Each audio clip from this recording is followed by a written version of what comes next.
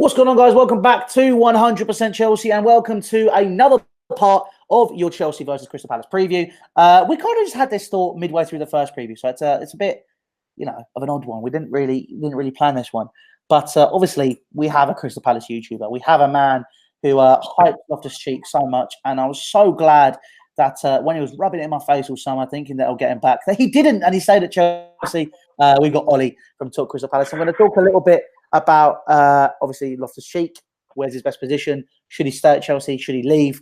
And obviously, Ollie's going to let us in on that as a little bit of a journalist. He likes to claim himself as. So, Oliver, Thomas, how are you, my friend? I'm not bad. How are you? Yeah, not too bad. Well, I mean, we've been speaking to each other for an hour and a half already, so I think we know how we're doing. We're all good. But I mean, listen. First question, obviously, Loftus-Cheek's played 3 games on the bounce now for Chelsea. He played Bate, scored a hat-trick. I understand it is Bate Borisov. Don't you worry. He played against Burnley, played out wide, scored another goal, and obviously against Derby, maybe through fatigue, he didn't quite make it again for the team.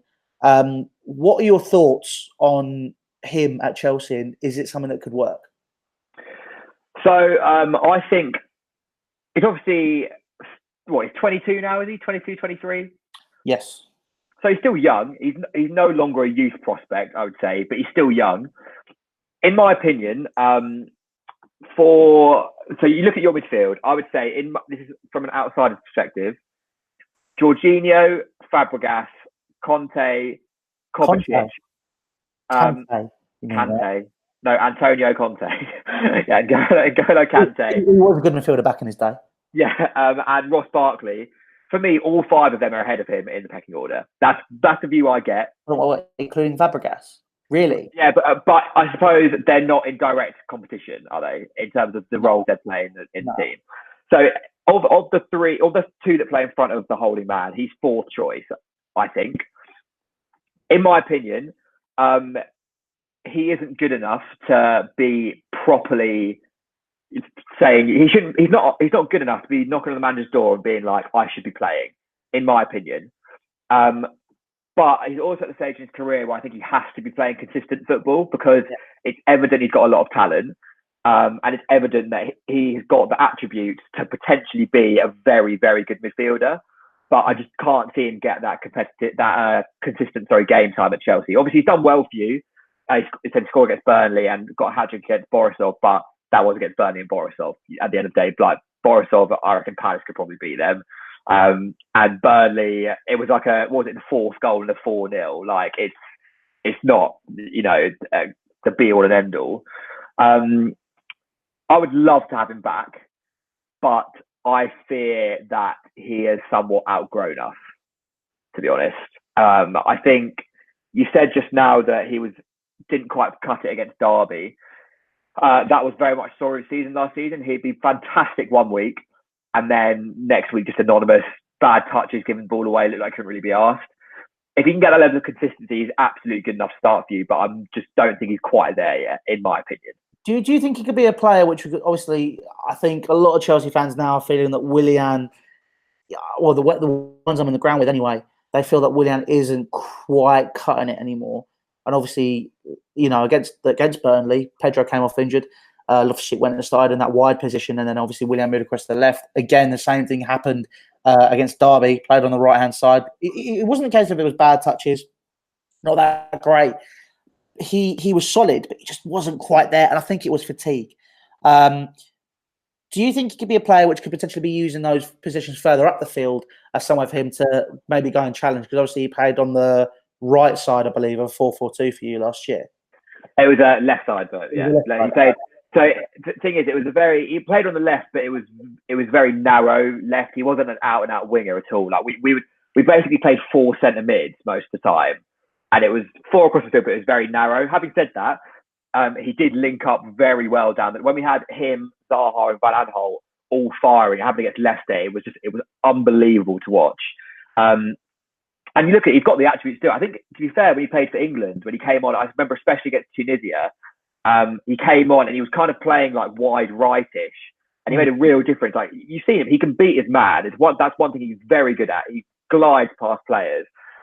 He's not got like the pace that you would necessarily expect from a winger these days, but yeah, he's got the attributes to do it. But the only thing I'd say is I feel like his physicality would be a bit wasted out there, because obviously he's very big. He's 6'3", I think, strong, athletic. And whilst like that'd be great for a winger, I feel like it'd be better use in centre mid. Plus, I feel like, obviously, I know he scored a hat trick for you the other week, but I don't think he's quite got that end product of, he's not going to bang one in from 25 yards. Like, that's just not what he does. You know what I mean? See, that was my next question. Because another question that people have been asking about, because he scored a hat trick, because he scored 4 goals in 3 games. Excuse me.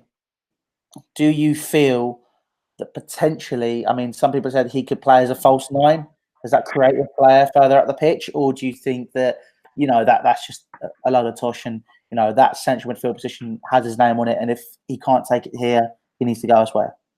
Yeah, I mean, personally, I think last season he scored twice for us.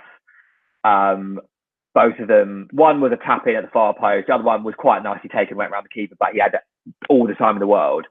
I don't think he's good enough to play a false 9. Like, he's one of those, tell you what he's like. He's one of those players who would be really good as a false 9 on FIFA, but in real life it just wouldn't translate over. He's got, in theory, he's got everything he should have, but in front of goal he's just not clinical enough. He's not got that instinct, I don't think.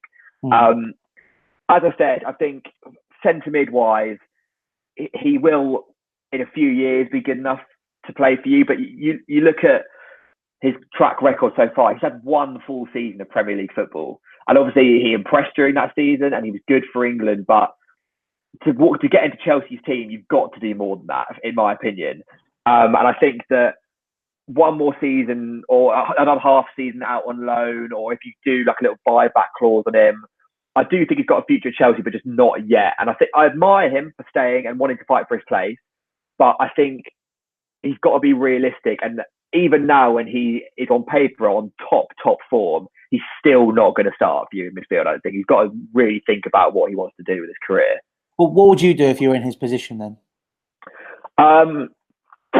It's tough. Like, as I said, because he's come through Chelsea's youth system, hasn't he? Am I right in saying that? Yeah, he's been at Chelsea since he was 8 years old, so he's a proper Chelsea. He's a proper Chelsea boy as well. Proper Chelsea. Proper fucking Chelsea, mate.